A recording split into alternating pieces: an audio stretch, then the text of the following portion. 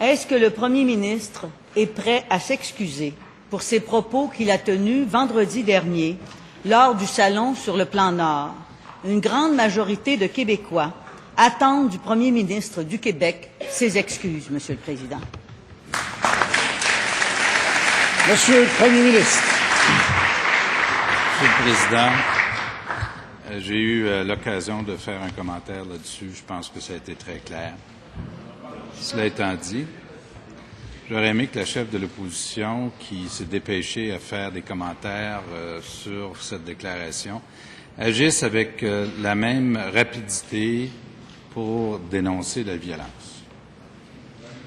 Hein? Quand on compare les deux, je remarque d'ailleurs qu'elle porte à nouveau aujourd'hui le carré rouge. Mais il me semble, depuis que nous sommes témoins d'événements disgracieux, regrettables, que la chef de l'opposition officielle aurait pu, avec la même vitesse, se présenter pour dénoncer des gestes d'intimidation et de violence. Les propos du Premier ministre vendredi dernier étaient carrément inacceptables et ils étaient même méprisants. Ils ont été perçus comme tels par nos concitoyens. Est-ce que le Premier ministre peut simplement s'excuser sans faux fuyant, Monsieur le Président? Monsieur le Premier ministre. Monsieur le Président, j'ai eu l'occasion de commenter tout ça. Maintenant, nous espérons et nous demandons à tous les parlementaires de se joindre à nous afin que nous puissions créer un environnement qui nous permettra de dénouer cette affaire.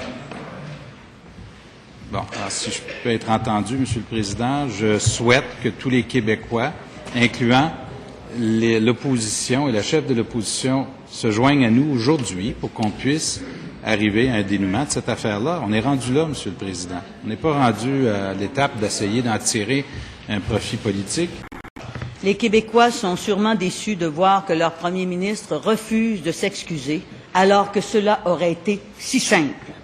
Après 71 jours de conflit, le gouvernement ouvre enfin la porte à la négociation avec les fédérations étudiantes.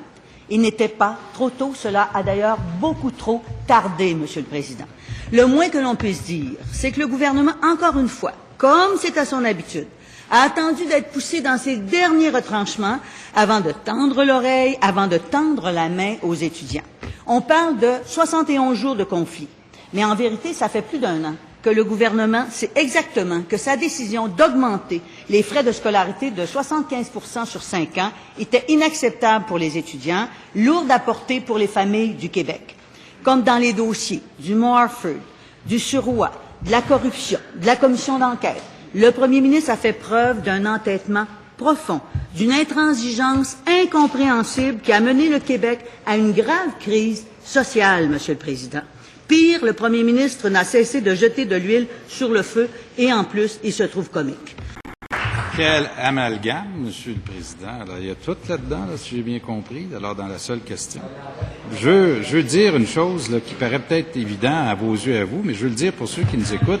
La chef de l'opposition officielle a le droit à ses opinions. Ça, personne ne conteste ça, mais elle n'a pas le droit à ses propres faits. Maintenant, la chef de l'opposition officielle, pendant ce temps-là, appuie le boycott des étudiants. Elle prend la parole dans les rallyes.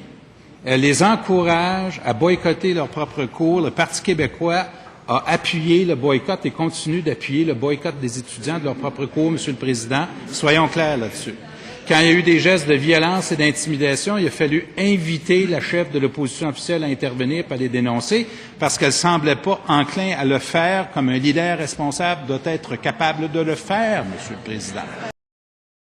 Malheureusement, elle a agi de manière irresponsable dans cette affaire-là. Elle porte encore le carré rouge aujourd'hui. Elle en portera la responsabilité également aux yeux des Québécois. Je ne veux pas entendre les commentaires du Premier ministre, je veux entendre une réponse à mes questions. Est-ce que la baisse des droits de scolarité ou un moratoire sur les hausses libérales font partie des négociations, Monsieur le Président? Je veux préciser une chose qui est très claire de notre côté. Il n'était pas question de reprendre ou d'avoir une discussion au prix de la violence et de l'intimidation.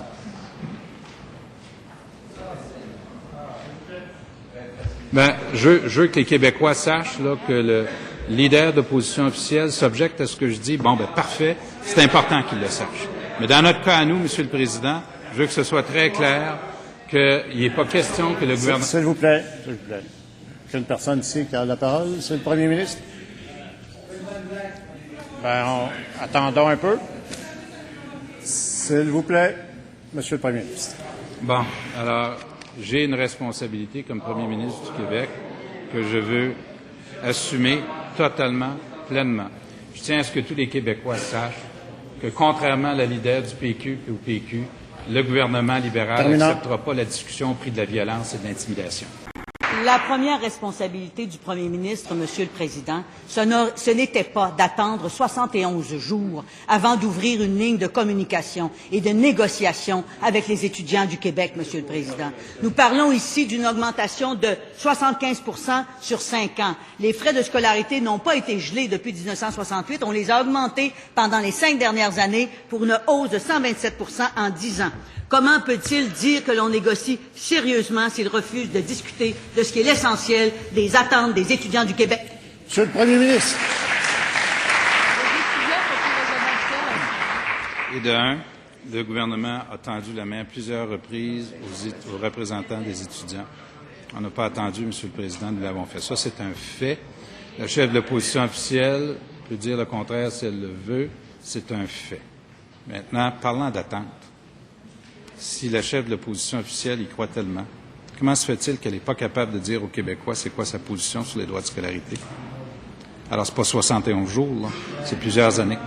Pourquoi est-elle incapable de dire aux Québécois la position qu'elle et son parti défendent, si c'est pas un échec lamentable de leadership, M. le Président? Je me serais attendu à ce que la chef de l'opposition officielle aujourd'hui agisse de manière responsable pour qu'elle crée ou elle contribue de son fauteuil et de ses responsabilités à ce qu'on puisse justement avoir cette discussion-là. Il me semble que ce ne serait pas trop demandé. Les associations, les représentants des associations font pas ce qu'elle a fait aujourd'hui. C'est pas rien, là. C'est pas rien, Monsieur le Président. Puis en même temps, quand on lui demande à elle, la chef de l'opposition officielle, c'est quoi sa position? Pas capable de dire. Pourtant, elle porte le carré rouge, Monsieur le Président. Ça, on s'en rappellera.